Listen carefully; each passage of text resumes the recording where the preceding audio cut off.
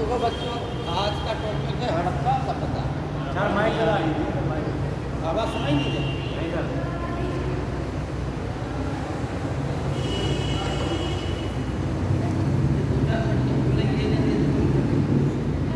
एकदम सामने ही बैठे फिर भी आवाज़ नहीं सुनाई दे रही। क्यों? तुम चाहते हैं कि गाली तो फिर लगा चक्कर लगाए लगा लेंगे अगर तुम लोगों की इच्छा है। क्यों बेटा, सुनाई दे रही है आवाज़?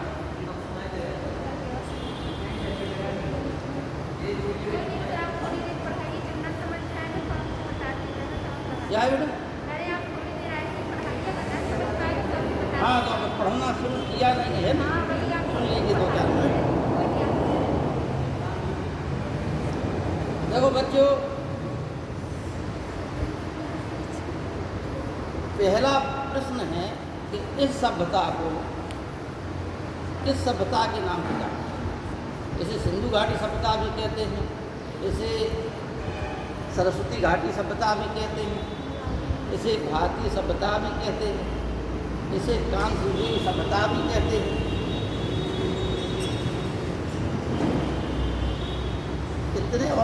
इतने नाम होने के बावजूद आखिरकार इस सभ्यता को हम किस नाम से जानते हैं? इस सभ्यता को हड़प्पा सभ्यता के नाम से जानते हैं, लेकिन क्यों जानते हैं? सबसे पहले खुदाई भी यही हुई थी। और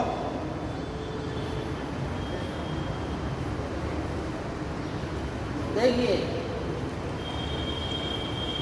सबसे पहले जॉन ब्रंटन ने 1826 में एक हीरे को देखा। वो पंजाब के साहिवाल ज़िले में था। उसने कहा कि ये कोई प्राचीन सभ्यता लगती है। फिर इसके बाद जॉन क्या नाम बताया था? चार्ल्स मेसन नाम था, ठीक है ना? चार्ल्स मेसन नाम था। इसके पश्चात आए अलेक्जेंडर वंश। उन्होंने भी सभ्यता के बारे में कुछ देखा, बताया लोगों को। फिर अलेक्जेंडर कनिंघम, जो कि 1853 से लेकर 1873 तक भारतीय पुरातत्व विभाग के महानिदेशक रहे, उनको एक हड़प्पा से एक अंग्रेज ने एक मोहर दी जिस पर एक वृषभ का चित्र अंकित था। लेकिन कनिंघम महोदय ने ये गलती कर दी कि उस वृषभ में उनकी भूवर्ण नहीं था, इसलिए उन्होंने इस बात पर विशेष ध्यान नहीं दिया कि यह एक नई सभ्यता है।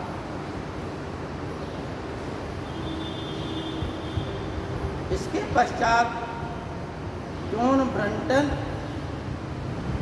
और विलियम ब्रंटन नामक जो है कराची से लाहौर के लिए एक रेल लाइन गिर रही थी, रेल पटरी गिर रही थी।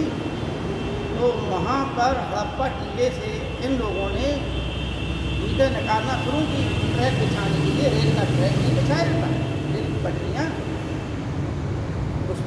उसको बिछाने के लिए इन्होंने वो ईंटों को निकालना प्रारंभ किया। अब ईंटें जो है निकलती चली गई। ये पता चला कि भाई यहाँ पर कोई महानगर रहा होगा, तो ये भी जानकारी। इसके पश्चात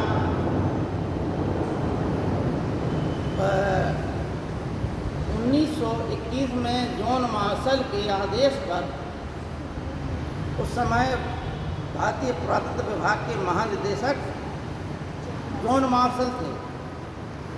तो जॉन मार्शल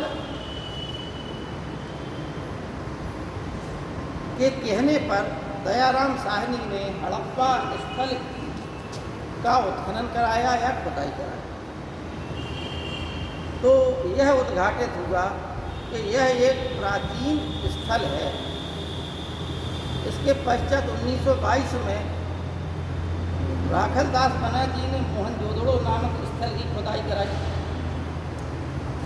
अतः जब ये दो स्थलों की खुदाई हो गई तो जॉन मार्शल ने द इंग्लैंड इलस्ट्रेटेड नामक समाचार पत्र में, एक सोसाइटी थी या समाचार पत्र था, 1924 में इन स्थलों पर बिना भ्रमण किए हुए ही यह उद्घाटित कर दिया कि यह एक नई सभ्यता है। बात इतनी समझ में आ गई आप लोगों को कि देखिए, अंग्रेज लोगों की इतनी बुद्धिमान अपने आप को समझते थे कि उस स्थल पे जाए बिना ही घोषणा कर देते। जॉन मार्शल हड़प्पा और मोहनजोदड़ो नहीं गए। दयाराम साहनी ने हड़प्पा की खुदाई की, राखल दास बनर्जी ने मोहनजोदड़ो की खुदाई की। इन दोनों ने अपनी रिपोर्ट जॉन मार्शल को दी। जॉन मार्शल ने एक लेख लिखा और पब्लिश करा दिया कि भारत में एक नई सभ्यता है जो कि मिस्र और मेसोपोटामिया सभ्यता के समकालीन। अब क्या आप लोग जानते हैं कि रेड क्लिफ रेखा और मैकमोहन रेखा भी इसी प्रकार से जो भारत पाकिस्तान है और भारत चीन के बीच में जो है, इनको भी नक्शा खींच के बना दिया गया। यहाँ पे मतलब कोई भ्रमण करने नहीं गया था, इसलिए आज भी ये विवाद का केंद्र बने हुए हैं। विद्वानों ने मतलब रेड क्लिफ महोदय न्यायाधीश थे, उन्होंने भारत का नक्शा देखा और एक लाइन जो है खींच दी कि एक पाकिस्तान हो गया, ये हिंदुस्तान हो गया, भारत हो गया। वे मतलब ज़्यादा होशियार लोग थे, बुद्धिमान लोग थे, है नहीं। तो 1924 में ही बिना भ्रमण किए हुए ही उन्होंने सभ्यता को घोषित कर दिया। ये कहानी है आपकी इस सभ्यता की शुरुआत की पहचान। अब प्रश्न वहीं लौट के आ गया कि प्रथम स्थल क्योंकि हड़प्पा था, उत्खनन सबसे पहले हड़प्पा में हुआ, पूर्ण रूप से प्रारंभ हुआ था। अतः जॉन मार्शल ने द इंडस सिविलाइजेशन नामक एक पुस्तक लिखी थी, 3 पुस्तकें लिखी सिंधु घाटी सभ्यता पे। तो उसमें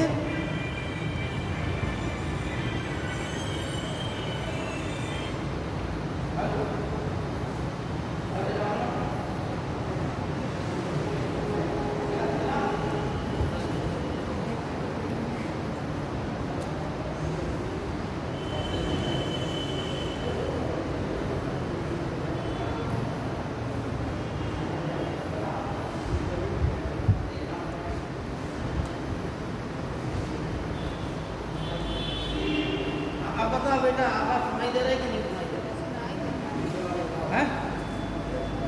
पीछे वाली बताएं, सुनाई दे रही? तो ठीक है, इतनी बात क्लियर हो गई आप लोगों को। अच्छा, जॉन मार्शल ने इस सभ्यता को नाम दिया था सिंधु घाटी की सभ्यता,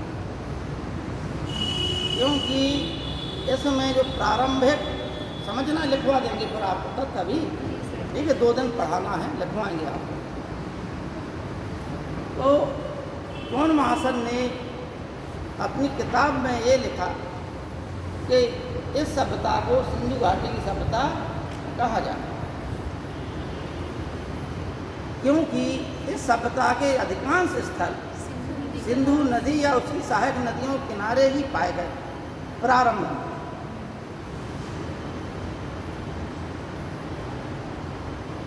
लेकिन उन्होंने अपनी किताब में ये भी लिखा कि यदि भविष्य में इस सभ्यता के स्थल सिंधु या जो एवं उसकी सहायक जो नदियां हैं उसके बाहर भी यदि पाए जाते हैं, तब इस सभ्यता का नाम भारतीय सभ्यता रखा है। भाई ये बात तुम लोगों को मालूम है? ये पहली बार सुन रहे क्यों है? जॉन मार्शल की ये बात जो हम बता रहे हैं, ये बात तुम लोगों को 2-3 सत्र हो गए हमारे पूरे, लेकिन ये मालूम नहीं होगा कि जॉन मार्शल ने इस सभ्यता को, ये तो सबको मालूम है कि जॉन मार्शल ने ही इस सभ्यता को नाम सिंधु घाटी सभ्यता का नाम दिया, लेकिन ये मालूम नहीं होगा कि जॉन मार्शल ने ये भी लिखा था किताब में कि भविष्य में इस सभ्यता का यदि विस्तार और बड़े क्षेत्र में पाया जाए तो सभ्यता को भारतीय सभ्यता के नाम से जाना जाए। अच्छा, एक बात तो ये हो गई क्लियर, ठीक, कि सिंधु घाटी सभ्यता इसे इसलिए कहा गया, प्रारंभ में इसे सिंधु घाटी सभ्यता कहा गया। क्यों कहा गया? जब तक बंटवारा नहीं हुआ भारत पाकिस्तान का 1947 में, तब तक ज़्यादा स्थल पाकिस्तान में उत्खनन हुए और वहीं पाए गए। लेकिन बाद में इस सभ्यता का मतलब भारत का विभाजन होने के पश्चात इसके अनेक स्थलों का विभाजन मतलब उत्खनन भारत के अनेक राज्यों में पाया गया, जैसे गुजरात है, राजस्थान है, हरियाणा है, और उत्तर प्रदेश का भी है, जम्मू कश्मीर के भी कुछ क्षेत्र है, महाराष्ट्र का भी एक आध दो क्षेत्र है। इस आधार पर एक जो सभ्यता है त्रिभुजाकार के रूप में इसका आकार वर्तमान में है। इसके 4 किनारे हैं, पूर्व, पश्चिम, उत्तर, दक्षिण।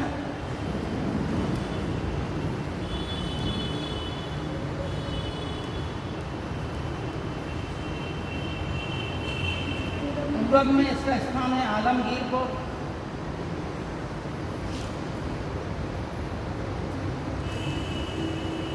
पश्चिम में है कांगेंडोर,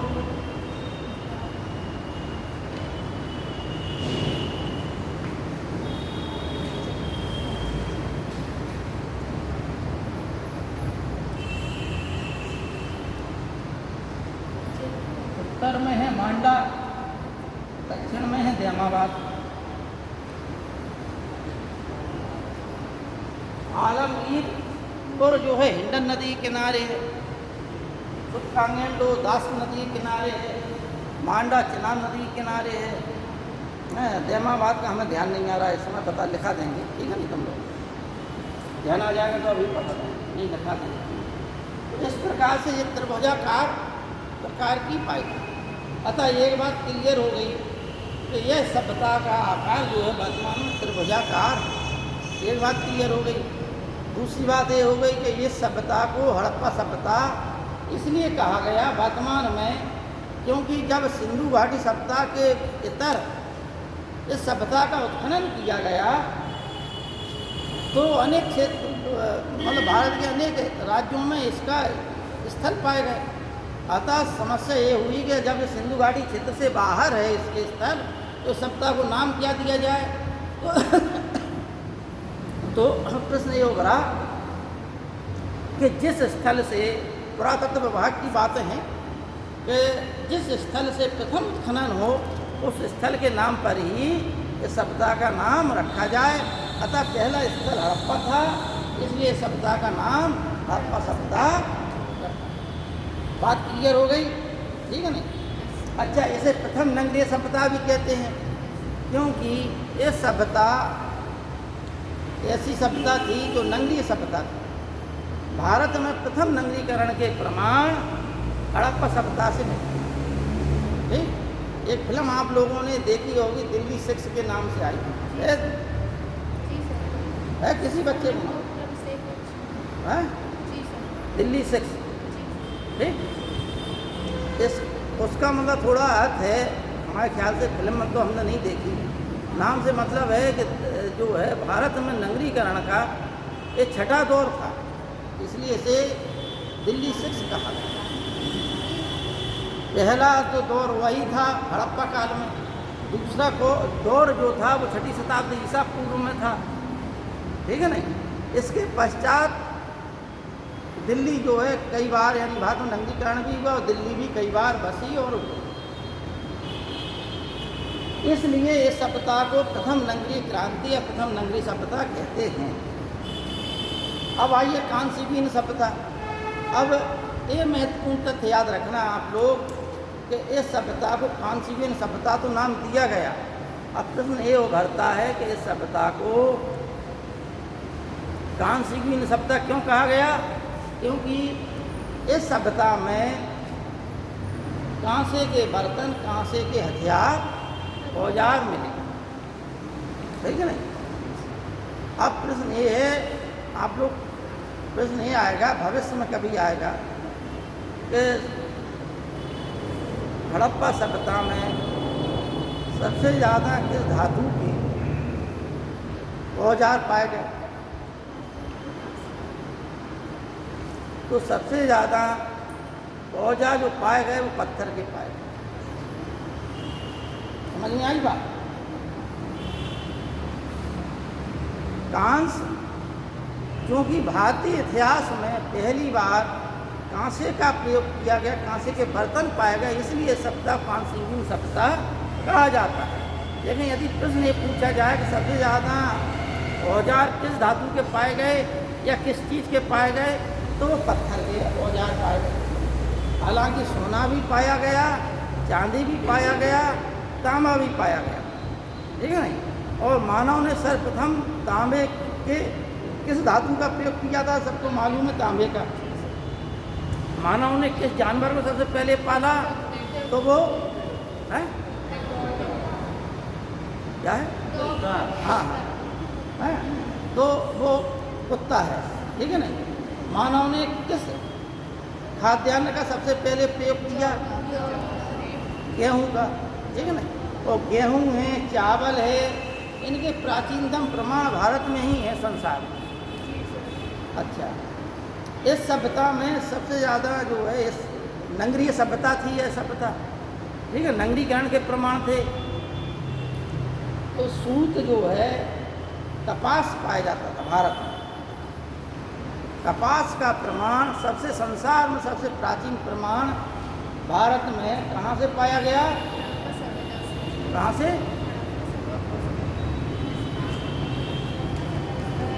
हमारा प्रश्न है, आज आता है परीक्षा में, कपास का वह स्थल, समझना प्रश्न को, वह स्थल जहाँ से सर्वप्रथम कपास के साक्ष्य मिले।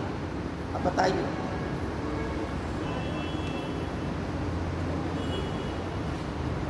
वह स्थल है मेहरगढ़, ठीक है ना। ये मेहरगढ़ जो है पाकिस्तान के बलूचिस्तान नामक स्थान पर वो प्रांत में पाया जाता है। और मेहरगढ़ में ही सर्वप्रथम नगरीकरण और किलेबंदी के प्रमाण पाए गए। कपास का प्रमाण भी मेहरगढ़ में ही पाया गया, और शायद गेहूं का भी पहला प्रमाण मेहरगढ़ में ही पाया गया। चावल का प्रमाण जो है इलाहाबाद के पास कोल्डी हवा से पाया गया। ये यूपी पीसीएस के सिविल सर्विसेज में आए हुए प्रश्न हैं जो हम आप लोगों को बता रहे हैं, ठीक। अतः कांसा जो है एक मिश्र धातु है जो तांबा और टिन से मिलकर बनती है, ठीक है ना। एक निश्चित अनुपात में तांबे और टिन को मिलाने के पश्चात तांबा और टिन बराबर कांसा, कांसा बन जाता है। तो कांसे का पहली बार प्रयोग सिंधु घाटी सभ्यता। तो इतनी बातें आप लोगों को समझ में आ गई। अब आप लोग लिखना है तो हम लिखा दें, नहीं आगे बताएं। हाँ लीजिए। हाँ तो आप लोग उठा दें, कितने लोग लिखने के इच्छुक हैं? ठीक है, ज़्यादा लोग हैं तो आप लोग लिख लेंगे।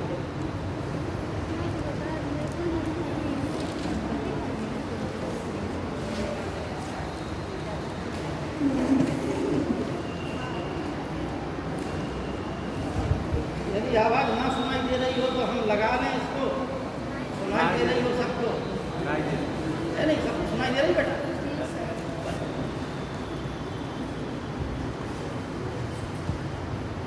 लिखिए आप लोग, हेडन डालिए हड़प्पा सभ्यता।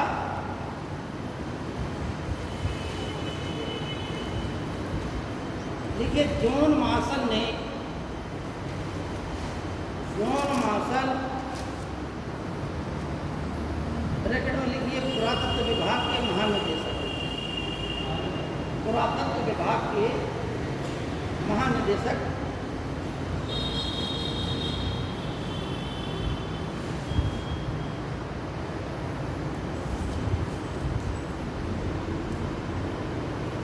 ने अपनी पुस्तक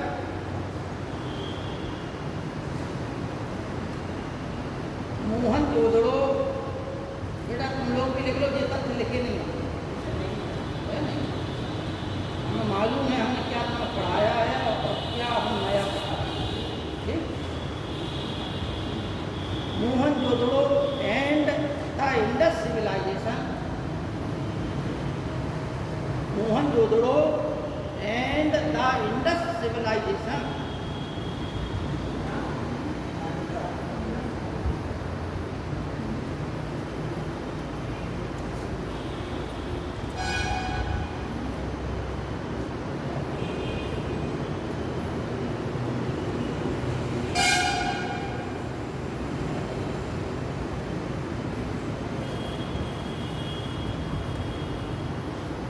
इनकी पुस्तक का नाम है Mohenjodaro and the Indus civilisation. मैं 1931 में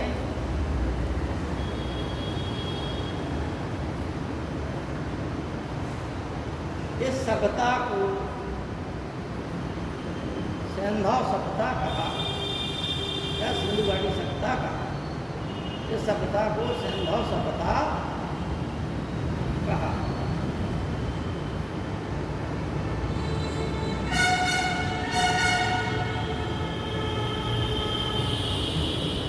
तथा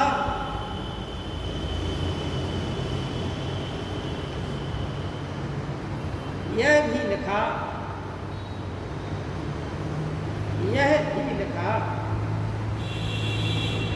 कि यदि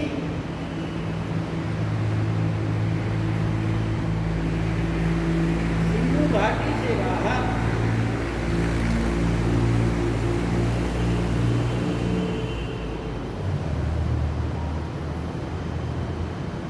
इस सभ्यता के अवशेष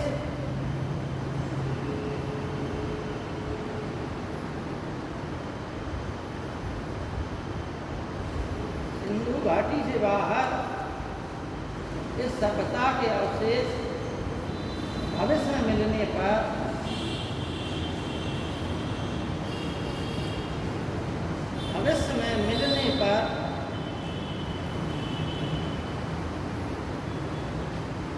इसका नाम भारतीय सभ्यता रखा जाए। इसका नाम भारतीय सभ्यता रखा जाए।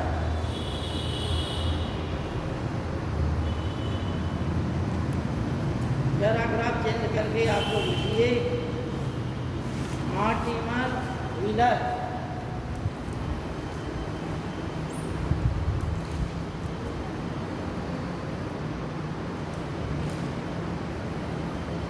ये भी अंग्रेज एक लेखक थे, विद्वान थे। इन्होंने भी सिंधु घाटी सभ्यता पर एक पुस्तक लिखी थी जिसका नाम था civilisation of the Indus valley and beyond.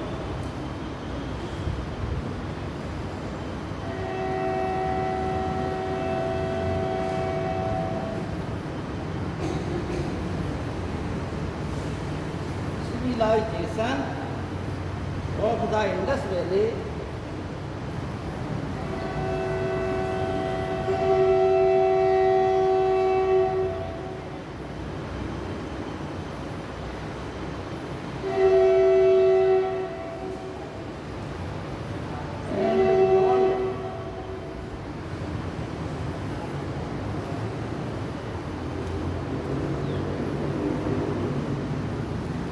Civilisation of the Indus valley and beyond में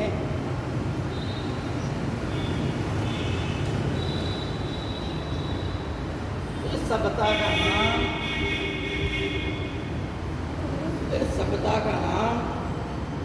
सिंधु सभ्यता।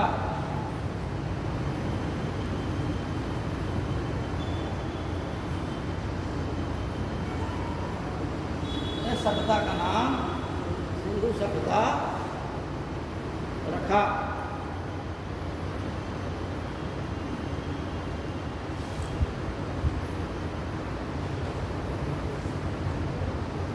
अगर इसी में एक शब्द जोड़ दिया जाए बेहतर सिंधु सभ्यता, तो यह नाम A.R. मुगल ने बताया।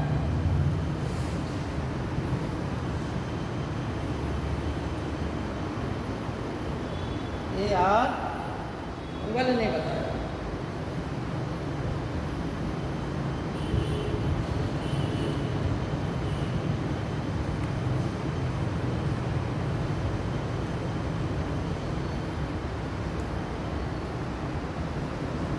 शॉर्टकट में लिख लीजिए, ठीक है ना?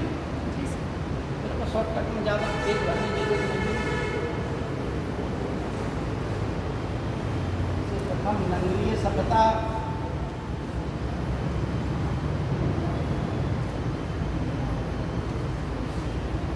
पांचवीं सभ्यता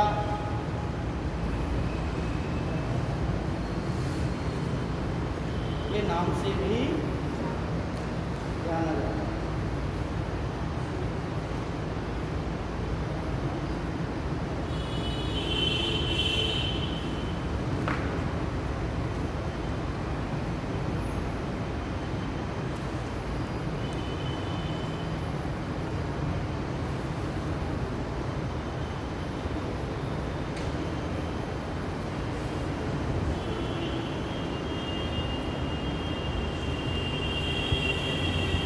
एक गार्डन चाइल्ड इतिहासकार हुए, इन्होंने कहा कि इस सभ्यता को प्रथम नंगी क्रांति के नाम से जाना जाता है, क्योंकि भारत में पहली बार नंगी क्रांति हुई, इसलिए सभ्यता को प्रथम नंगी क्रांति कहा।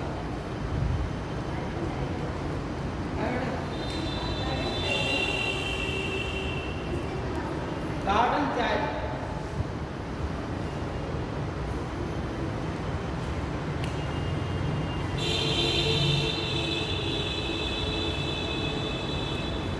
आगे लिखिए आप लोग। सिंधु सभ्यता में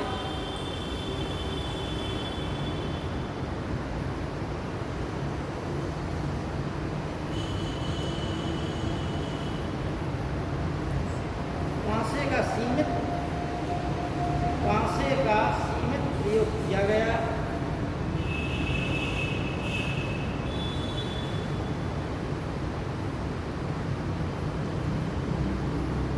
सिंधु सभ्यता में कांसे का सीमित प्रयोग किया गया।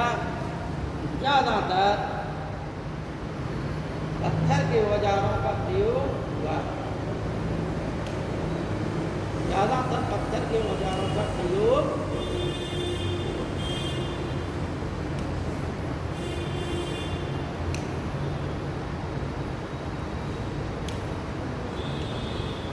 आप लोग समझ ही गए हो। तांबा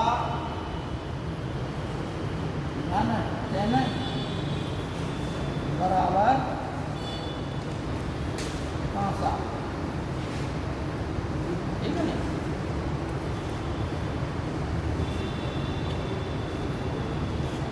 अब देखिए एक चीज और जब चली है तो एक चीज और आप लोगों को बताते हैं।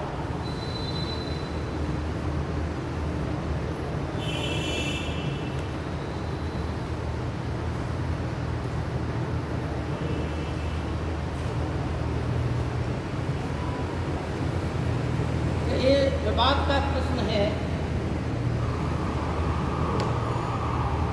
इस सभ्यता के निर्माता आखिरकार कौन थे?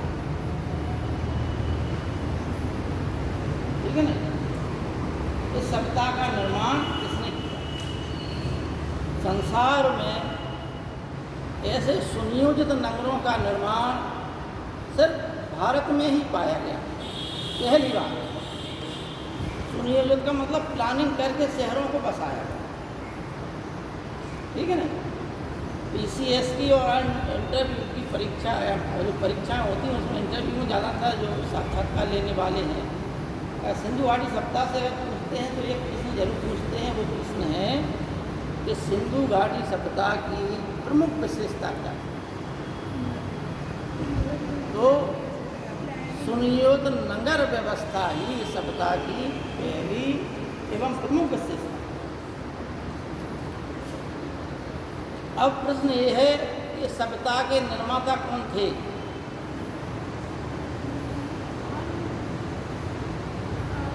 इस प्रकार से शहरों को बसाया गया, अगर कौन थे ये लोग? तो कुछ इतिहासकारों ने ये बताया इस सभ्यता के जो निर्माता थे वो सुमेर के लोग थे। कहाँ के? सुमेर यानी सुमेरियन। सुमेरियन यानी मेसोपोटामिया सभ्यता जो इराक में पनपी थी। ध्यान से सुनना तुम लोग, परीक्षा में सादा छोटी मोटी परीक्षाओं में प्रश्न आ जाता है कि मेसोपोटामिया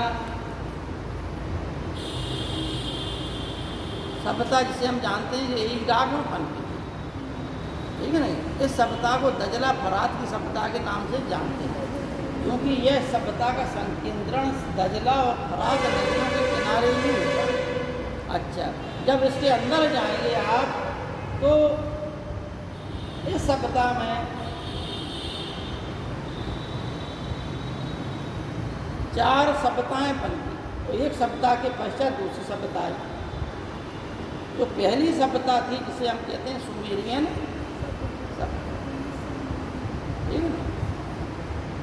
पहली सभ्यता क्या कहते हैं? सुमेरियन सभ्यता।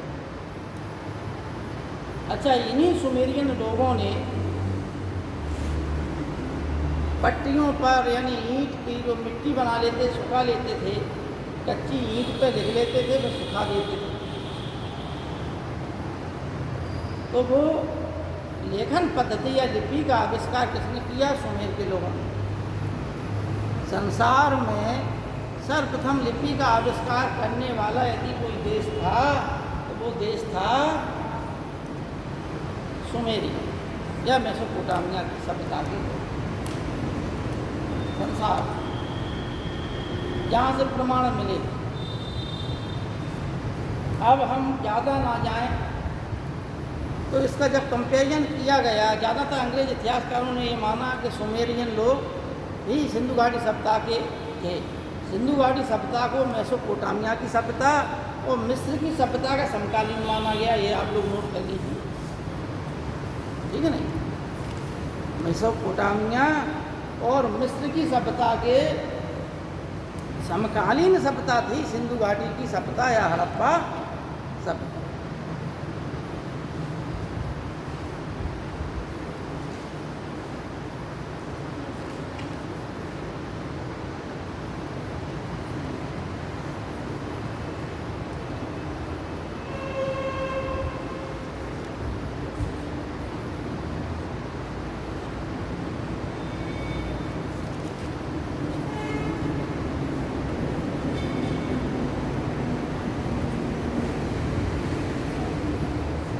अच्छा, इतनी बात समझ में आ गई आप लोगों को। अब देखिए मेसोपोटामिया सभ्यता में और इस सभ्यता में अंतर क्या है, ठीक है ना। वहाँ जो है 900 प्रकार के चिन्ह पाए गए लिपि में, वो जो पढ़ी जा सकी। लेकिन यहाँ की लिपि में 400 या 600 प्रकार के चिन्ह पाए गए जो आज तक पढ़ी नहीं जा सकी। एक बात, वहाँ के चिन्ह अलग थे, यहाँ के चिन्ह अलग थे, ठीक है। अतः हम ये नहीं कहा जा सकता अगर वही होते तो उनकी लिपि भी यहाँ वही होती। भाई आप अगर हिंदी पढ़ना लिखना जानते हैं तो चाहे इंग्लैंड में रहने लगें, आप हिंदी तो लिखेंगे पढ़ेंगे, वहाँ की भाषा तो लिखेंगे पढ़ेंगे, लेकिन अपनी भाषा भी तो पढ़ेंगे अगर वहाँ रहेंगे तो, है नहीं। अगर सुमेर के लोग यहाँ आते, नई अगर बस्ती बसाते तो वो अपनी लिपि तो लिखते, लेकिन यहाँ उनकी लिपि के चिन्ह पाए नहीं गए। एक बात। दूसरी बात, सुमेर के लोग जब नगरों को बसाते थे तो उनके नगर जो है पहले वो मंदिर बनाते थे। एक ऊंची पहाड़ी पर मंदिर बनाते थे किसी देवी देवता का, उसके आसपास नगर बस जाता था। उस देवी देवता के नाम पर ही उस नगर का नाम पड़ जाता था, और वो देवता जो है या देवी उस नगर का प्रमुख देवता होता है। यह जो है गुण यूनान की सभ्यता में भी पाएगा। जैसे एथेंस शहर जो है एथना नामक देवी के नाम पर बसा, भारत में भी मुंबई जो है मुंबा देवी के नाम पर बसा, है नहीं, जानते हैं आप हैं। तो ऐसे भी कुछ तथ्य हैं। लेकिन सिंधु घाटी सभ्यता से जब हम कंपेरिजन करें, अच्छा दूसरी वहाँ मेसोपोटामिया सभ्यता में ये थी कि नगर तो बसाए गए लेकिन नगर क्या है कि धीमे धीमे लोग आते गए और नगर बसता गया, बड़ा होता चला गया।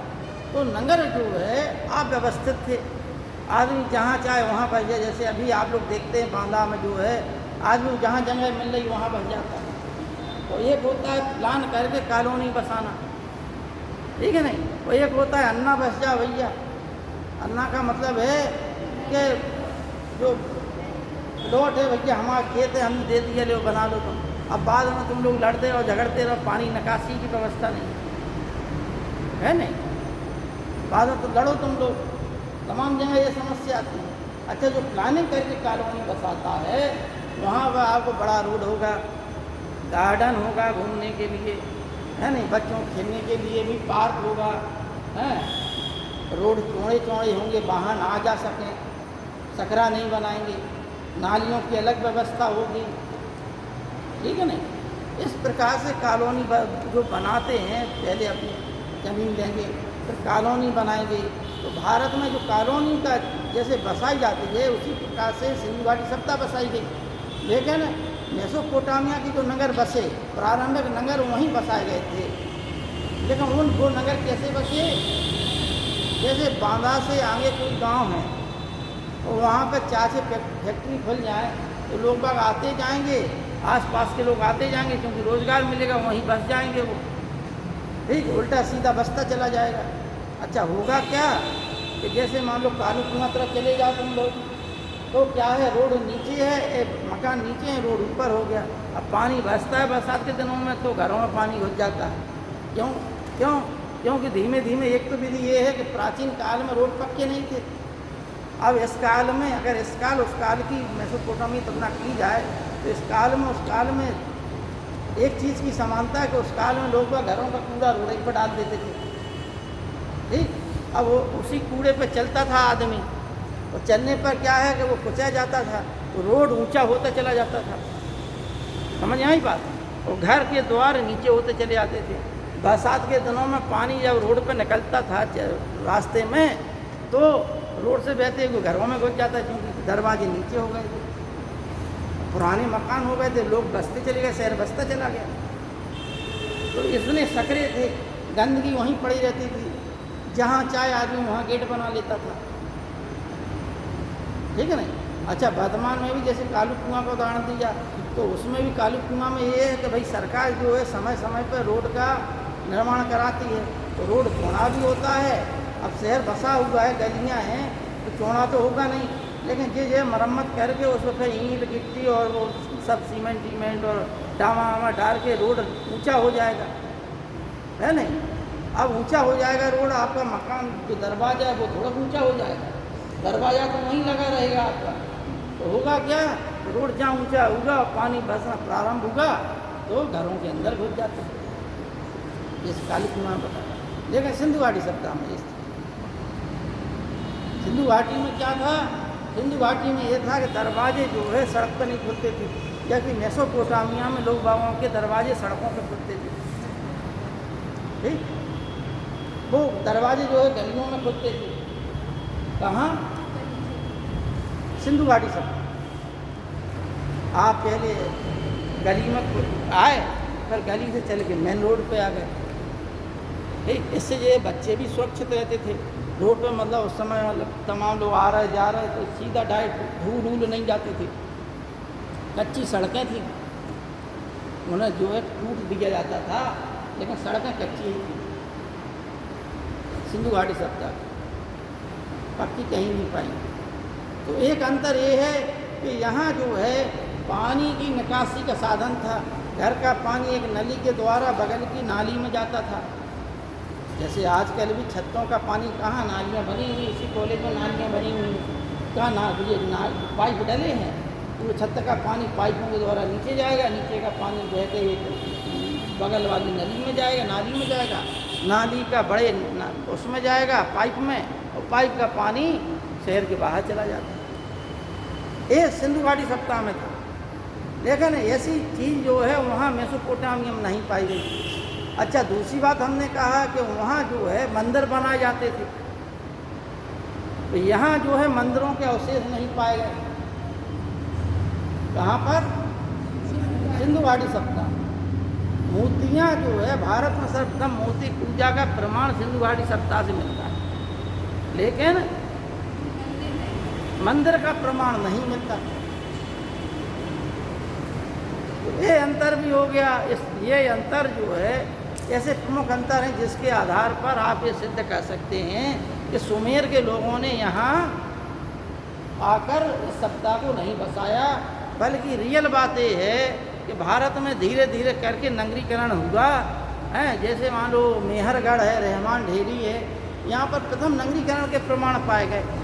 तो इन्हीं लोगों ने जब ये देखा कि नगर लोक बागों की जनसंख्या ज़्यादा हो गई, व्यापार वाणिज्य बढ़ गया, कृषि से जो है नगरीकरण की ओर बढ़े, तो उन्होंने कहा इससे बढ़िया है कि हम व्यवस्थित बसें, है नहीं भाई। आज भी हम लोग ये तमाम जगह है शहर उल्टे सीधे बसे हैं, लेकिन आज भी कॉलोनियाँ बनती हैं कहीं कहीं। तो ठीक इसी प्रकार से वो अव्यवस्थित होंगे, तो उन्होंने फिर व्यवस्थित तरीके से शहर बसाए।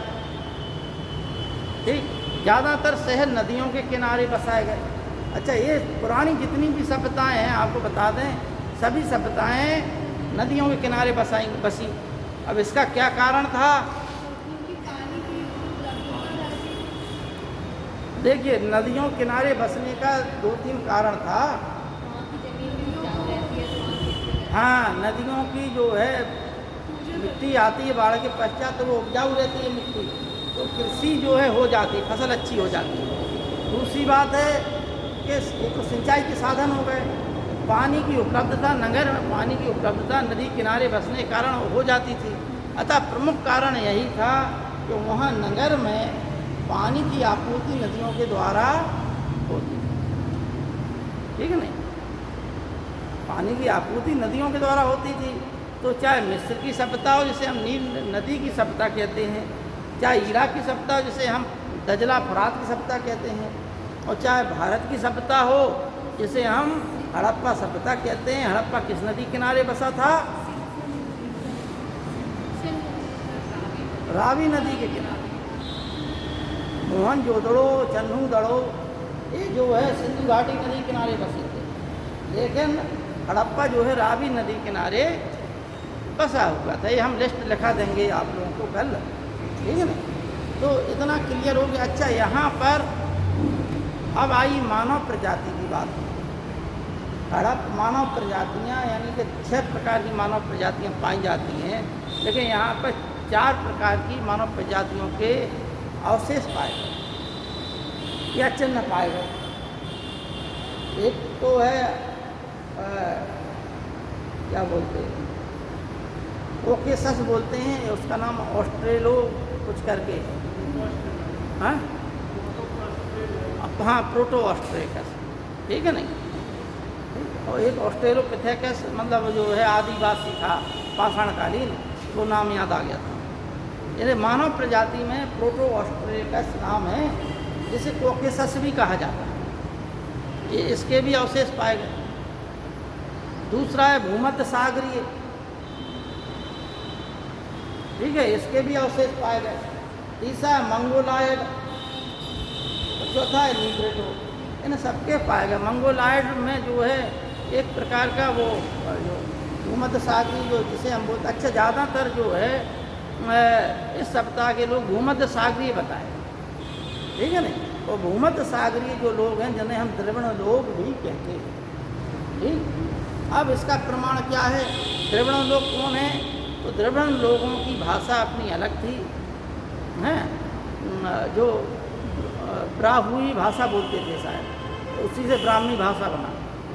ये आज भी बलूचिस्तान का एक क्षेत्र है जहाँ पर द्रविड़ भाषा या ब्राहुई भाषा का उपयोग किया जाता है, जिससे प्रमाणित होता है। जबकि जो द्रविड़ लोग हैं वो दक्षिण में बस गए, ठीक है नहीं, द्रविड़ लोग दक्षिण में बस गए भारत में, लेकिन फिर भी एक जो है उनकी भाषा शैली, उसकी प्रजाति जो है बलूचिस्तान में पाई जाती है। इससे ये सिद्ध होता है कि प्रारंभ में ये पूरे क्षेत्र में थे, ठीक। जब हम आर्य और अनार्य का कंपेरिजन पढ़ाएंगे आपको, तो बात क्लियर हो जाएगी कि आर्य और अनार्यों में क्या अंतर था। ये बहुत बड़े टॉपिक हैं, आप लोग बताएं। पढ़ा होगा आप लोगों ने। तो अब आप लोग इसमें लिखिए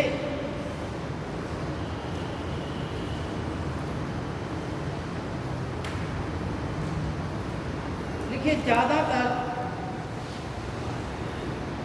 संकेंद्रण, ज़्यादातर संकेंद्रण, संकेंद्रण का मतलब बसावट, ठीक है या स्थान, ज़्यादातर संकेंद्रण इस सभ्यता का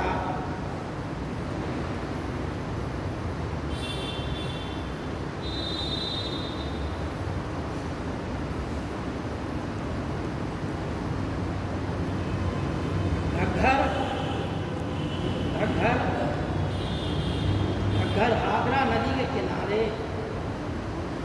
घग्घर आगरा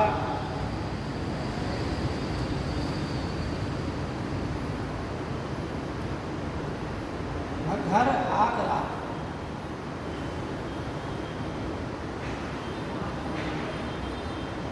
घग्घर आगरा नदी के किनारे होने के कारण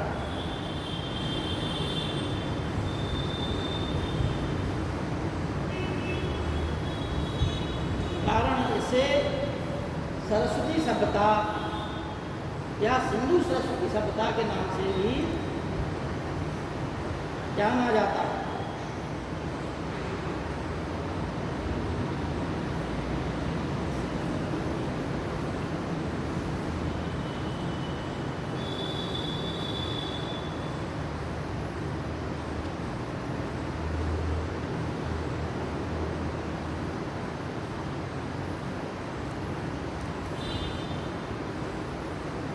इतनी बातें क्लियर हो गई, समझ में आ गई आप लोगों को, है नहीं? समझ में आई बात? जी सर। अच्छा, अब आप लोगों से एक प्रश्न है, जनरल प्रश्न, कि पीसीएस में जो है, एक पीसीएस होता है, एक क्या होता है, मतलब एक राज्य लोक सेवा आयोग होता है, एक संघ लोक सेवा आयोग, ठीक है नहीं? आप लोगों में से किन बच्चों का उद्देश्य जो है संघ लोक सेवा आयोग या राज्य लोक सेवा आयोग? अधिकांशता जो है इसी उद्देश्य से आए हैं आप लोग कि हम सिविल सर्विस की तैयारी करें, है नहीं? सभी लोग आए, लेकिन तमाम बच्चे हैं जो मजाक में आए, ठीक? क्योंकि एक दो साल जहाँ पर छुट्टियाँ हुई, फिर उद्देश्य भटक गया, भूल गया। ये तीसरा बैच है, यहाँ पर परमानेंट स्टूडेंट हैं, ठीक है ना? परमानेंट स्टूडेंट वही होता है जो अपने विषय में लगा हो, जो अपने विषय के प्रति नियमित क्लास लेता है, क्योंकि उसका उद्देश्य है कि हमें बनना है, हमें किसी सरकारी बनना है। कहीं और यदि नहीं जा पा रहा, बाहर नहीं जा पा रहा, तो कम से कम सरकार ने जो योजना चलाई है, जिसमें सरकार का उद्देश्य है कि योग्य शिक्षकों के द्वारा आप तक इस योजना का लाभ पहुँचे, आप लोग उस योग्य बने, ठीक है नहीं? तीसरी बात ये होती है कि अगर आपको जो समस्याएं हैं उनका निराकरण के लिए पढ़ने वाले हैं आप लोग। अच्छा, एक महत्वपूर्ण ये बात है कि तमाम बच्चे जो है ऊंची तैयारी करने के पश्चात छोटी नौकरियां भी ले लेते हैं, इसमें कोई बुराई नहीं है, नौकरी जहाँ भी मिले आप ले लीजिए, लेकिन आप अपने आप को काबिल बनाइए। अगर आप सिविल सर्विसेज की सही रूप से ईमानदारी से तैयारी कर रहे हैं, तो ये यकीन मानिए कि आप छोटे मोटे लक्ष्य तो हासिल कर लेंगे। जो टॉपिक यहाँ पढ़ाया जा रहा है, उस टॉपिक को आप जो है घर पे भी पढ़ा करें, तो पूरे टॉपिक का अध्ययन कर लिया करें, छोटी मोटी आइने गाइडों से ना पढ़ें, किताबें खरीदें, किताबों से पढ़ें। सबसे बड़ी गलती बच्चे क्या कहते हैं कि गाइड खरीद लेते हैं, कोई लूसेंट भी खरीदेगा, कोई कुछ खरीदेगा, छोटी मोटी परीक्षाओं के लिए है, लेकिन सिविल सर्विसेज जैसी परीक्षाओं में कहाँ से प्रश्न कैसे आ जाए, अब तो वो ट्रेंड बदल दिया है नहीं। हमारे टाइम पे 70-80 क्वेश्चन जो है 120 आते थे उस समय शायद, है ना। 120 विषय में आते थे, 150 आते सामने, तो उसमें से ज़्यादातर रिपीट ही होते थे क्वेश्चन। अब लेकिन ऐसा नहीं, ट्रेंड बदल दिया है, क्वेश्चन भी घुमा के पूछते, तो उसके लिए आपका विषय पे कमांड होता है, ठीक है। टॉपिक आप एक बार में, जैसे आज जो हल्का सप्ताह पढ़ाया, कल पढ़ाया जाएगा। पाषाण काल आपने पिछले सप्ताह पढ़ा होगा, तो पाषाण काल को ऐसा पढ़िए तो उससे क्वेश्चन बाहर। सीधी तैयारी की सबसे अच्छी विधि बता रहा है। हम भी तैयारी के 16 मेंस दिए, 5 इंटरव्यू दिए PCS के, तो और हर स्टेट का दिया हमने मेंस। सीधी सी बात है कि जो टॉपिक हमने पढ़ा तो उसका व्यवस्थित तरीके से पढ़ा गया। भाई आप पाषाण काल पढ़ना है, जब तक पाषाण काल का नोट्स नहीं बनाना पूरा, और एक नहीं 4 से 10 किताब लेके पढ़ते थे। हमने कोचिंग को नहीं पढ़ी, लेकिन प्रयास ये किया कि किताबें खरीदी, जो सीनियर लोग होते थे उनसे पूछ के, ठीक, तो 4 से किताबें उसमें चलती।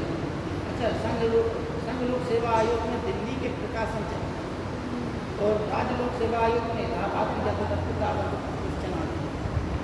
जैसे वहाँ की परीक्षा को देना है, IAS PCS बनना है, तो आपको इतिहास के लिए इतिहास श्रीमाली, मजूमदार के 3 वॉल्यूम, हरिश्चंद्र वर्मा के मध्यकाली, यशपाल ग्रोवर, विपिन चंद्रा, अयोध्या सिंह उपाध्याय आदि की इतिहास पढ़ना जरूरी है। लेकिन अगर उत्तर प्रदेश की तैयारी करना है तो लाइक अहमद का मध्यकाल से सीधा क्वेश्चन आ जाता है। अच्छा, एक चीज़ और है, 2-4 क्वेश्चन ऐसे हैं कि जो उत्तर प्रदेश के जो प्रोफेसर हैं इलाहाबाद यूनिवर्सिटी के, उन्होंने कुछ लिखा है, उत्तर कुछ है उसका और वहाँ कुछ और है। जैसे एक क्वेश्चन आप लोग खोजबीन कर लेना, शक्रादित्य की उपाधि किस गुप्तकालीन शासक में, ठीक, भोजलीला संघ लोक सेवा आयोग में पूछा गया है, राज्य लोक सेवा आयोग में पूछा गया, और दोनों के हर इतिहास श्रीमाली ने कुछ और उत्तर दिया है, और केसी श्रीवास्तव जी ने कुछ और उत्तर दिया। केसी श्रीवास्तव को पढ़े बिना आप इतिहास जो है मैं पारंगत नहीं होता। वहाँ इलाहाबाद में एक पेज महत्वपूर्ण है केसी श्रीवास्तव, उन्होंने जो लिख दिया उसी से आना, ऐसा होता। तो ये जो है कि एक होता है स्टैंडर्ड, ये दिल्ली में जा रहा है आप, तो दिल्ली में IAS का ही स्टैंडर्ड, उत्तर प्रदेश में रह रहे तो उत्तर प्रदेश में PCS का स्टैंडर्ड, मध्य प्रदेश में रहकर आप सोचें कि हम IAS बन जाएं तो बहुत कम ऐसी संभावना रहेगी, क्योंकि एक स्टैंडर्ड भी मेंटेन करना। एक स्टैंडर्ड जो होता है कंपटीशन का, उस स्टैंडर्ड का प्रभाव आप पर पड़ता है। अब बताइए आप लोग जो है कि कुर्ता पाजामा पहन के क्यों नहीं आते? सीधी सी बात है, कुर्ता पजामा का स्टैंडर्ड जो है स्कूल कॉलेजों में नहीं, गलत है, ठीक है। अंग्रेज लोग लाए पैंट शर्ट, तूफान काल में कोट चलता था, जो कोट है नीचे तक घुटने तक, जो कनिष्ठ था उसकी मूर्तियों में कोट पाया गया, कोट और पजामा, कुषाण शासक कनिष्ठ। तो समय के हिसाब से नहीं, भारत के लोग क्या है, पहले लंगोटी लगाते थे, फिर अचला लगाते थे, है नहीं, और ये कई समय तक धोती जो है चलती रही ट्रेडिशन। तो कहने का मतलब ये है कि जिस प्रकार का स्टैंडर्ड है समाज का, आपको अगर सामाजिक होना है तो उस स्टैंडर्ड को मेंटेन करना है। आप अगर मुंबई चले जाएं, दिल्ली चले जाएं, तो वहाँ का जो लिविंग स्टैंडर्ड है वो यहाँ से बांदा से अलग है। यहाँ आप शालीनता से कपड़े पहनते हैं, लेकिन दिल्ली मुंबई में चले जाओ तो वहाँ शालीनता की कोई वो है ही नहीं, शालीनता की हदें पार कर देंगे कपड़े पहनने, ठीक है ना। लेकिन आप वो कपड़े जो है यहाँ नहीं पहन सकते, ठीक है ना, क्योंकि हर शहर का एक अपना स्टैंडर्ड है, परिवार का एक स्टैंडर्ड है। उसी प्रकार से कंपटीशन का भी एक स्टैंडर्ड है। अगर आप उस स्टैंडर्ड को मेंटेन नहीं करेंगे, उसके मूल को नहीं पकड़ेंगे, पेपरों का अध्ययन नहीं करेंगे पुराने पेपरों का, तो उस परीक्षा में आप 2 मिनट नहीं बैठ पा रहे हैं, ये समझिए। तो सबसे बड़ी बात ये है कि पुराने पेपर पढ़ डालो, हर विषय की किताबें खरीदो, उन किताबों से कंसल्ट करो। हम गाइडों की सलाह बिल्कुल नहीं देंगे, क्योंकि गाइड पढ़ने से आप दिन भर में हो जाएंगे। किसी गाइड में कुछ लिखा, किसी गाइड में कुछ और लिखा, और कल के दिन आपने मान लो 1-2 क्वेश्चन आपके गलत हैं आयोग के द्वारा, आयोग ने सूचना मांगी कि भाई आप अगर जिन क्वेश्चनों पर संदेह है उसके आप जो है वो दीजिए, प्रतिवेदन दीजिए। अब आपके पास किताबें ही नहीं, वो गाइड का वो उत्तर नहीं मानते। कौन नहीं मानते हैं? आयोग का। किताब में पढ़ के आप लिख देंगे कि इस लेखक के द्वारा इस किताब का नाम इस पेज पर ये बात लिखी है, और आपने महोदय ये जो है इसका उत्तर कुछ और दिया, इसका सही उत्तर है क्योंकि इस किताब के इस पेज पर लिखा हुआ है। तो वो संशोधन कर देंगे और आप 1 प्लस में आ जाएंगे। अभी आप माइनस में तो 2-2, 4-6, 6-6 क्वेश्चन का लाभ हो जाता है। लोग बाग शिकायत भेजते हैं। तो बिना किताबों के अध्ययन के आप ये समझें कि सचिन तेंदुलकर से एक बार पूछा गया था कि आपकी सफलता का राज क्या है, तो सचिन तेंदुलकर ने कहा था कि there is no shortcut of success. सफलता का कोई शॉर्टकट नहीं है। नहीं, आप IAS PCS बनना चाहते हैं, सोचें कि व्यायाम कोचिंग आप पढ़ लें, शिक्षक ने अपना दे दिया, पढ़ा दिया, 1-2 घंटे आपने पढ़ के तीसरी क्या दी, तो महोदय इतना क्लियर कहते हैं कि आप लोग मजाक कर रहे हैं, पढ़िए अपना होगा। तो देखो एक चीज़ है, बाहरी दिखावा करेंगे कुछ नहीं मिलने वाला। जनता की नज़र में, परिवार की नज़र में आप हीरो हो जाए कब तक? 1-2 साल, लेकिन फिर इतने बुरे जीरो होंगे कि ना पूछो। तो हीरो कौन होता है? तो रियल में मेहनत, यथार्थ में मेहनत कीजिए। चाहे किसी की नज़र में आप हीरो हो या ना हो, अगर आप अपनी नज़र में हीरो हो गए, 11-11, 12-12 घंटे, 16-16 घंटे तैयारी कीजिए, पढ़िए, जब तक टॉपिक खत्म ना हो जाए अध्ययन कीजिए, कहते रहिए। एक दिन में 1-1, 2-2 टॉपिक निपटाइए, नोट्स बनाइए, यहाँ जो पढ़ाया जा रहा है उसको कर डालिए, समय आपका, फिर देखिए सफलता का ना कदम चुने आपके को हमारा नाम ले लें। लेकिन मेहनत करनी पड़ेगी। अगर आप मेहनत मोबाइल में करेंगे तो मोबाइल के क्वेश्चन उसमें तो आएंगे नहीं, है नहीं। जो फेसबुक में आप पढ़ लें, है फेसबुक से लाभ क्या होगा? कुछ समय के लिए मनोरंजन त्यागना होगा, ठीक है ना। देखिए अब आप लोग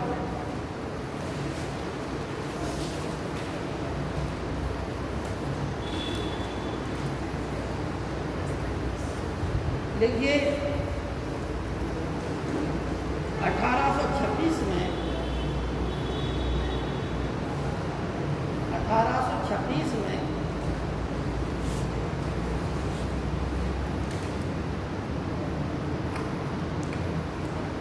चार्ल्स मैसन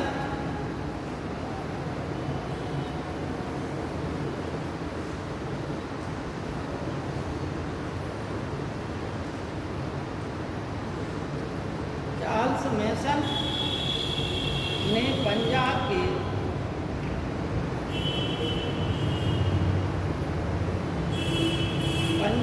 साहिवाल जिले के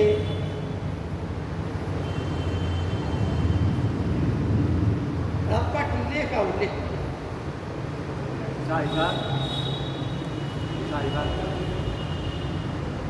छपी पंजाब के साहिवाल जिले के हड़प्पा टीले का उल्लेख।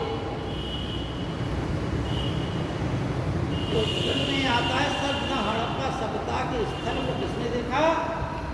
तो चार्ल्स, इसी ने सब दोनों बात इतनी क्लियर हो गई।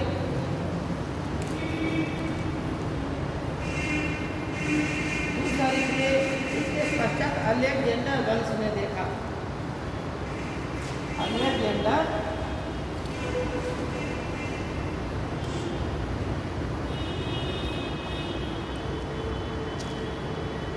वंश ने देखा इसे।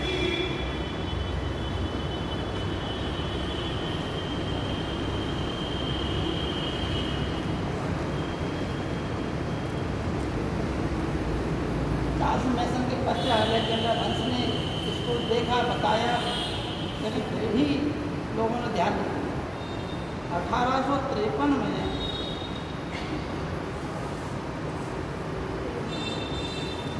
कनिंघम को एक अंग्रेज व्यक्ति मिला जिसने कनिंघम को क्या है एक मोहर दी थी। तो लिखिए इसमें 1853 में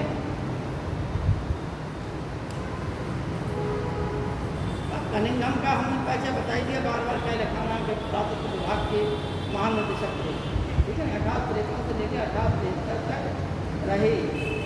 तो 18 एक अंग्रेज से एक अंग्रेज ने हड़प्पा से प्राप्त एक अंग्रेज ने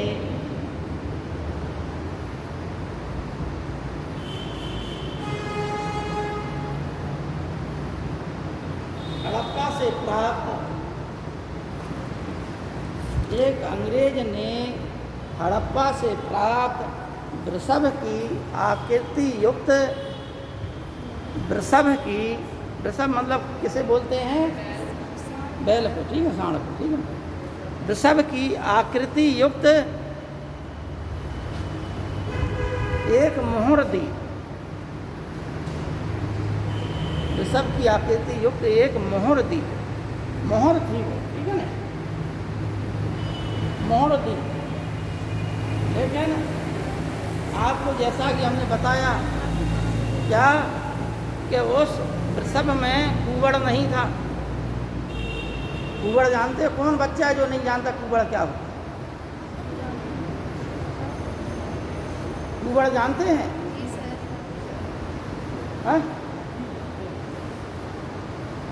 कितने बच्चे हैं जो नहीं जानते?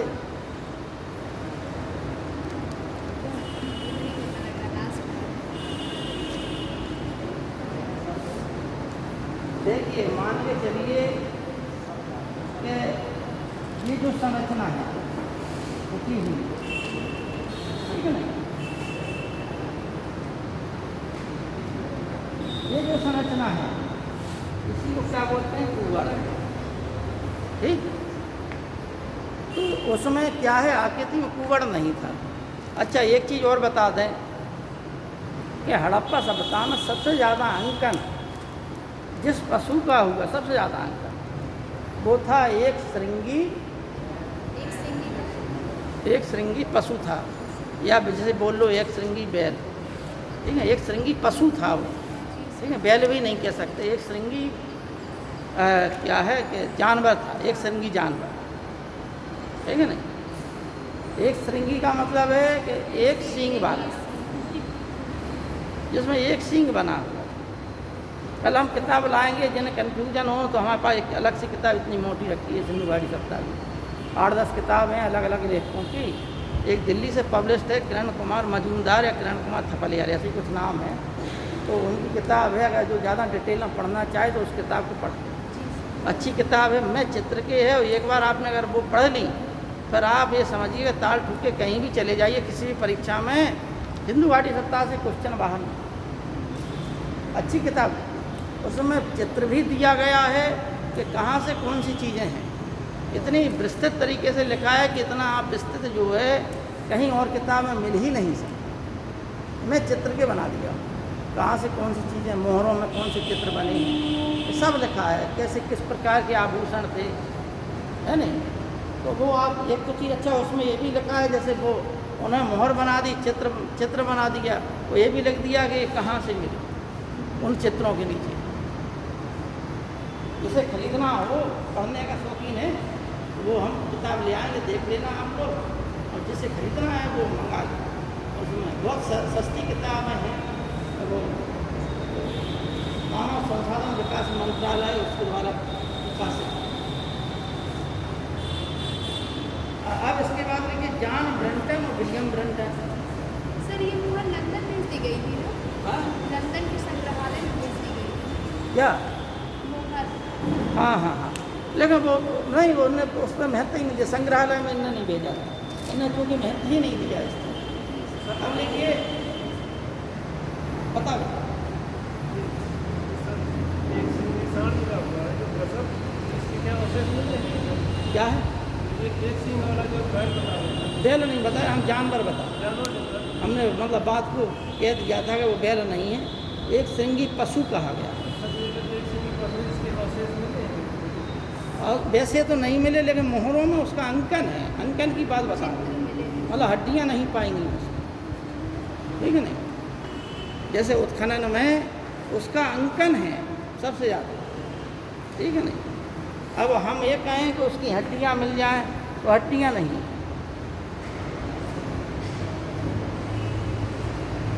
जॉन ब्रंटन एवं विलियम ब्रंटन 1856।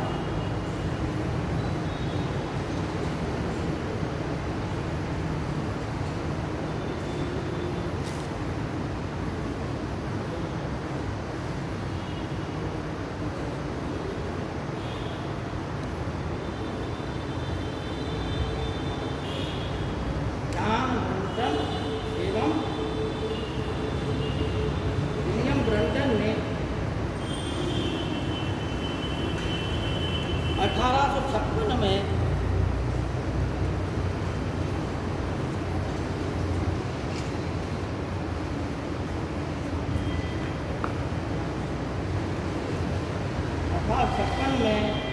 कराची से लाहौर तक, कराची से लाहौर तक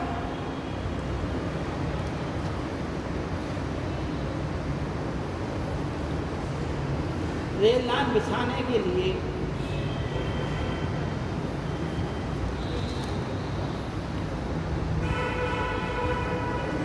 रेल पटरियाँ, ठीक है नहीं, लाइन में नहीं आ रही है तो मतलब पटरियाँ नहीं, बिछाने के लिए हड़प्पा की ईंटों का प्रयोग किया।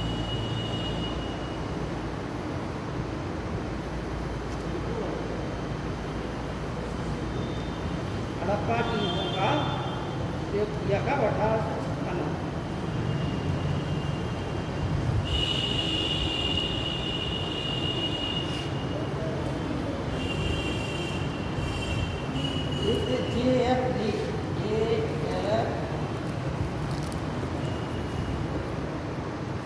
लीट नहीं, 1912 में रॉयल एशियाटिक सोसाइटी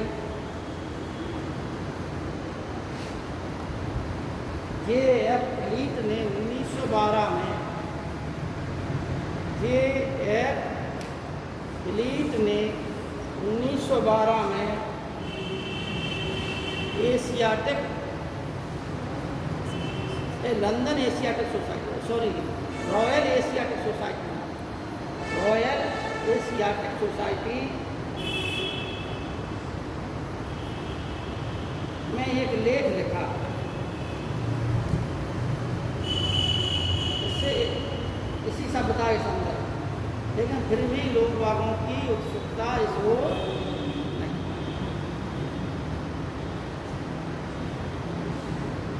अब सीधी सी बात है, इसके पश्चात लिख लीजिए दयाराम साहनी ने 1921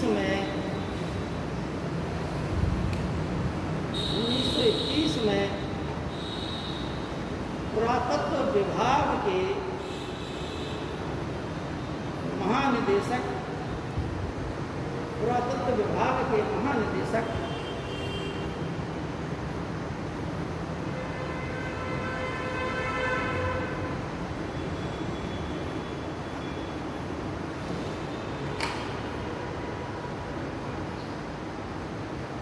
जॉन मार्शल के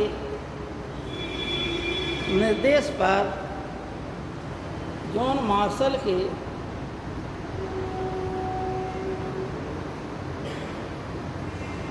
निर्देश पर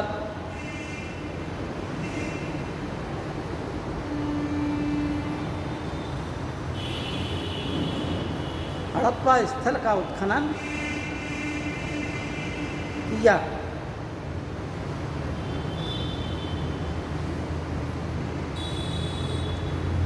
उन्नीस सौ 22 में राखलदास बनर्जी ने 1922 में राखलदास बनर्जी ने मोहनजोदड़ो का उत्खनन किया।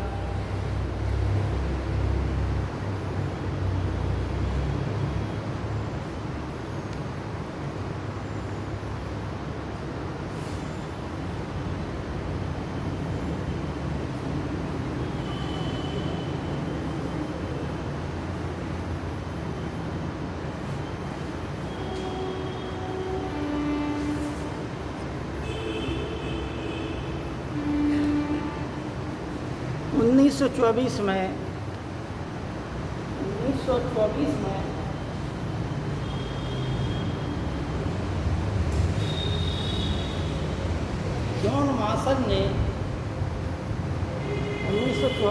जॉन मार्शल ने इलस्ट्रेटेड लंदन में इलस्ट्रेटेड लंदन में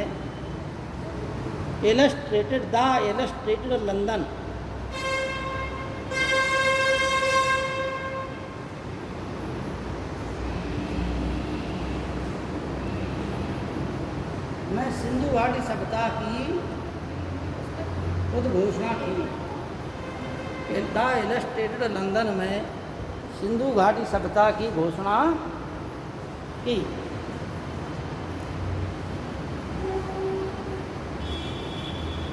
देखिए बच्चों, ये तो हो गया सामान्य परिचय, ठीक नहीं। अब सिंधु घाटी सभ्यता में हमें पढ़ना क्या है? ये अभी क्या है, बाहरी आउटलाइन थी, परिचय था सिंधु घाटी सभ्यता से, लेकिन पढ़ना क्या है हमें?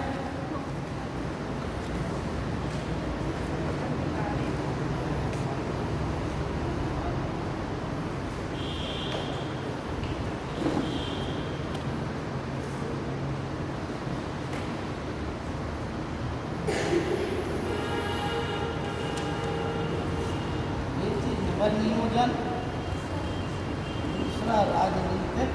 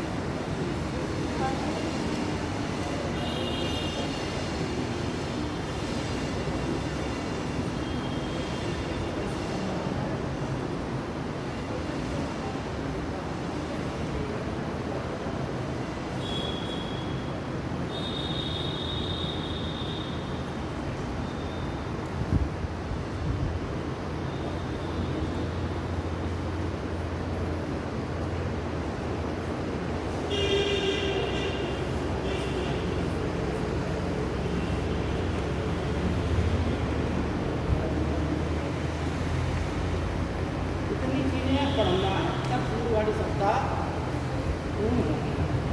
क्या पढ़ना? नियोजन, राजनीतिक व्यवस्था, आर्थिक दशा, सामाजिक दशा, धार्मिक दशा, पतन के कारण और प्रमुख स्थल किन नदियों के किनारे इसने खोज की और उस स्थलों की विशेषताएं क्या थी, यानी उस स्थल में क्या क्या विशेष चीज़ें पाई उत्खनन। जैसे बृहद स्नानागार कहाँ से पाया गया? मोहनजोदड़ो से, ठीक है ना। उसी प्रकार से एक लिखा हुआ साइन बोर्ड कहाँ से मिला?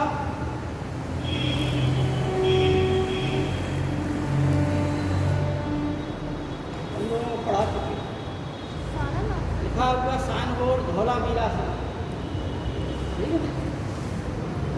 किस स्थल से स्टेडियम के साक्ष्य मिले?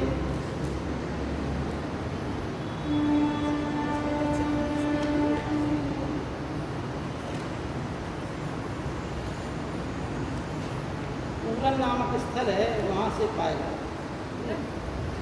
से ऐसे स्थल हैं सिंधु घाटी सप्ताह या हड़प्पा सप्ताह के, जहाँ की स्त्री मूर्तियों का जो स्त्री की मूर्तियाँ मिली हैं उनकी मांग में सिंधु के प्रमाण पाए गए।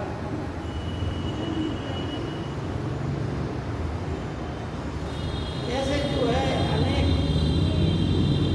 महत्वपूर्ण प्रश्न जो है स्थलों से संबंधित हैं।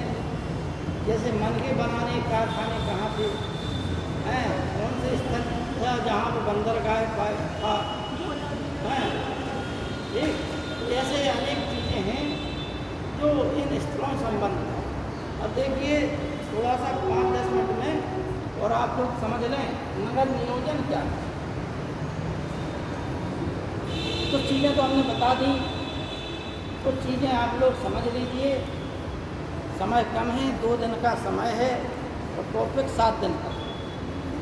7 दिन पढ़ाया जाए, एक एक टॉपिक लिखाया जाए पूर्ण रूप से, तब जाके इसलिए हमने आप लोगों को सलाह दी है महत्वपूर्ण है नहीं कि तरीका यही है। अगर तैयार आपको होना है और एक बार तैयार हो गए फिर वही नोट्स आप पढ़ते हैं। जहाँ रट गए, जैसे एक है इलाहाबाद में, मतलब तमाम चीज़ें हैं। तो लूसेंट सामान्य ज्ञान आती है, ठीक। तो लूसेंट ज्ञान में कौन कहाँ क्या कब कैसे एक चीज़, कुछ संविधान का अंग है, कुछ भूगोल का है, कुछ विज्ञान का है। लेकिन ये छोटी मोटी परीक्षाओं में आ जाते थे। अब क्वेश्चन के ट्रेंड बदल गए हैं भाई। अब क्या चाहिए कि अब बहुत ज़्यादा कंपटीशन हो गया। अब आपको विशेषांक चाहिए उस विषय की। पहले था जैसे लेखपाल की परीक्षा एडमिशन पढ़ चलेगा, पास हो जाओ। दरोगा पुलिस की कांस्टेबल की परीक्षा एडमिशन पढ़ लो, कुछ कोचिंग कर लो, सामान आप यहाँ की कोचिंग पढ़ लीजिए, मैथ इंग्लिश रीजनिंग पर कवर कर लीजिए, हिंदी पर कवर कर लीजिए, दरोगा बन जाएंगे, कांस्टेबल बन जाएंगे, लेखपाल बन जाएंगे। इतनी नौकरी दे देगा ये, यही स्थान दे देगा आपको, ठीक है नहीं। लेकिन यदि IAS PCS बनना है तो ये ज़रूर है कि जो हमने विधि बताई है उसके लिए किताबें खरीद लीजिए आप लोग। किताबों के लिए कल हम कुछ किताबें आप लोग लिखा देंगे, जिन्हें मंगाना है, आप टाइम नहीं है, कल हम लिखा देंगे आप लोगों को। तो किताबें जिन्हें मंगाना है वो मंगा लें, जिन्हें नहीं मंगाना है, जैसे पढ़ना है आपकी स्वेच्छा है। आप अपने भविष्य के स्वयं निर्माता हैं, हम नहीं, ठीक है ना। सर PGT के लिए बता दीजिएगा। हाँ? PGT हिस्ट्री के लिए बता दीजिए। PGT हिस्ट्री के लिए इतिहास में कितने बच्चे? देखो PGT हिस्ट्री के लिए एक किरण वो आती है, क्या नाम? किरण मजूमदार। अरे एक कोई आती है गाइड आती है, ठीक है ना। एक तो वो पढ़ना, उसमें है क्या कि जो तमाम किताबों का है, पहले आप किताबें पढ़िए, हम किताबें लिखा देंगे, कल लिखा देंगे, उसी में आप लोगों को समझ लें। फिर वो पढ़ने के पश्चात फिर एक और किताब बताएंगे वो। अच्छा, जिन्हें IAS की तैयारी करना, आपको हम बता दें क्लियर का, जिन्हें IAS की तैयारी करना, जिन्हें नवोदय की तैयारी करना, जिन्हें केंद्रीय विद्यालय की तैयारी करना है, उसके लिए एक किताब अलग आती है, वो दिल्ली में मिलती है, इलाहाबाद में भी नहीं। अब बात वहाँ ठीक, कुछ ऐसी किताबें हैं। और लेटेस्ट में क्या चल रहा है, कौन सी किताबें आ रही हैं, वो कई किताबें पता चल जाता है, ठीक है नहीं। जैसे इस समय जो है सौरभ चौबे की एक किताब है, प्राचीन भारत और मध्यकालीन भारत, आधुनिक भारत में लिखना है, प्रोफेसर हैं बनारस में, उन्हीं किताब से भी बहुत से प्रश्न आ रहे हैं, उत्तर प्रदेश की परीक्षा में भी आ रहे हैं। ऐसी तमाम है, उस पर चर्चा हो जाएगी, लेकिन पहले टॉपिक पर ध्यान दे लें। नगर नियोजन ये था, व्यवस्थित थे नगर, सड़कें एक दूसरे पर वो संपूर्ण प्रकार की थी, मकान पक्की ईंटों के बने थे, ईंटों का अनुपात जो है 4:2:1 था, मतलब है 1 मतलब 7, 7 दूनी 14 और 14 दूनी 28, इस सेंटीमीटर में थी, ठीक है ना। इसी को अनुपात में कर देंगे तो क्या हो जाएगा, 1 अनुपात बच जाए, हो जाएगा कि नहीं। अनुपात समानुपात पढ़े होंगे आप लोग, है नहीं। तो ईंटों का आकार ये था। कुम्हारों की बस्तियां पाई गई मोहनजोदड़ो से। अन्नागार के प्रमाण मोहनजोदड़ो हड़प्पा से पाए गए, ठीक है नहीं, लोथल से चन्हूदड़ो से भी पाए गए। लेकिन हड़प्पा, मोहनजोदड़ो, कालीबंगा, चन्हूदड़ो, कालीबंगा तक जो है, जब अन्नागार में देखा गया तो यहाँ एक भी दाना नहीं मिला इनके अन्नागार में। हड़प्पा मोहनजोदड़ो के अन्नागार में एक भी दाना नहीं पाया गया। इसका मतलब है कि इन सभ्यताओं का पतन हुआ तो जाहिर है कि इनकी आर्थिक स्थिति बहुत डामाडोल हो गई थी। जब पतन के कारणों में खोजेंगे, क्योंकि अन्नागार में एक दाना ना होना इसका प्रमाण है कि अन्न का अभाव हो गया। लोथल में पाया गया अन्न का दाना, लेकिन यहाँ एक भी दाना नहीं पाया गया। ठीक,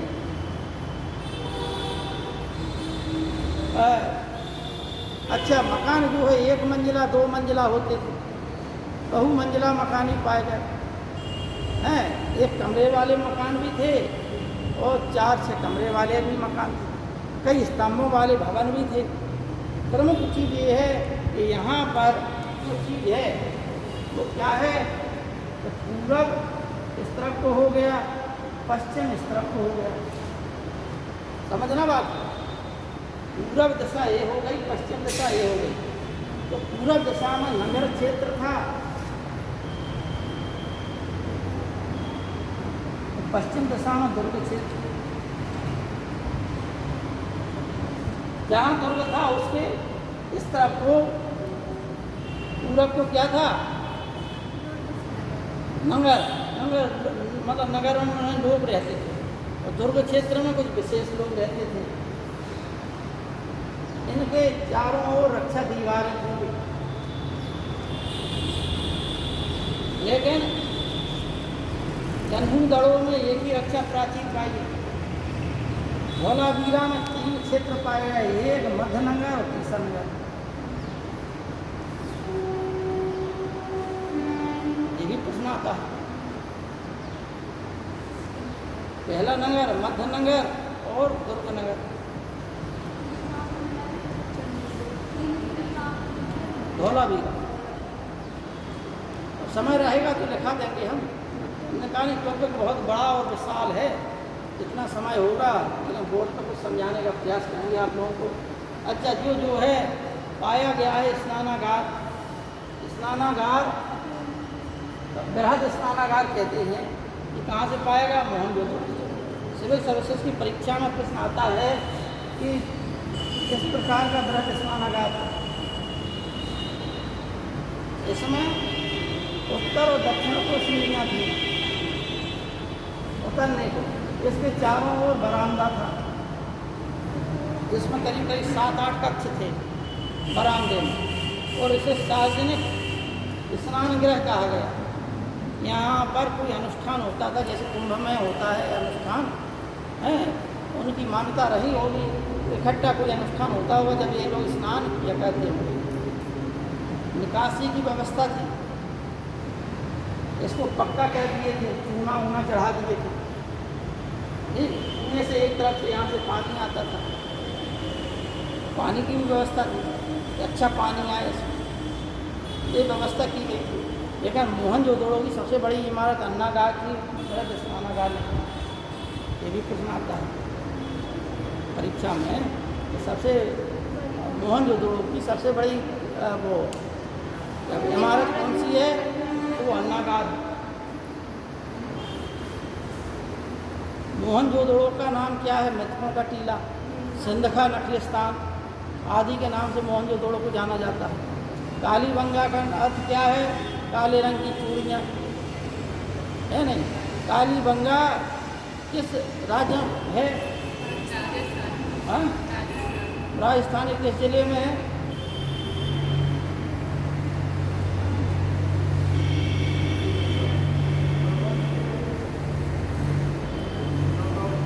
हाँ बेटा, कौन सा,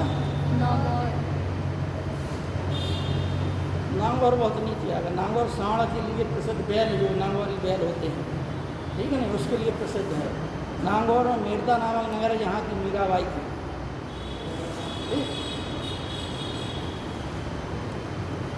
आप देखिए पुरानी किताबों में आप लोग पढ़ेंगे, उसमें कालीबंगा जो है गंगानगर ज़िले में, लेकिन गंगानगर ज़िले को काट कर एक ज़िला और बना दिया गया जिसका नाम है हनुमानगढ़।